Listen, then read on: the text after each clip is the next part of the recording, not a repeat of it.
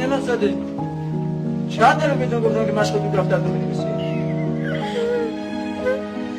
چقدر داره بهتون مشق تو دفتر بنویسی آخه این بارت باشه دفعه دیگه از این کار اگر چون میشه بکنین تو رو از مدرسه اخراج میکنی مادر اون دفتر معرضه رو اشتباهی برداشتم باید برم بهش بدم سلام علیکم این مال محمد رضا نعمت‌زاده باید برم بهش بدم فردا میبریم مدرسه بریم معلم باش دعوا میکنم از مدرسه میندازه بیرون خانهش کجا؟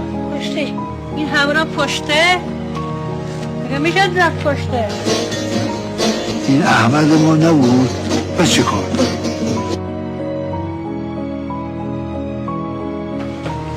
شما محمد نعمت‌زاده رو میشناسی؟ نمیدونی خونه محمد نعمت‌زاده کجاست؟ نمیدونی خونه محمد نعمت‌زاده کجاست؟ تو بندش شلوار قوی محمد رضاست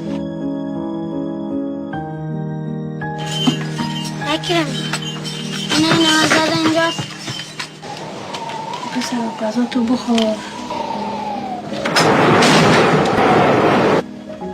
حالا کمر خوب چیه گرفته؟ من میشم مشق بده چون اولین بار شب رو میبرشم همین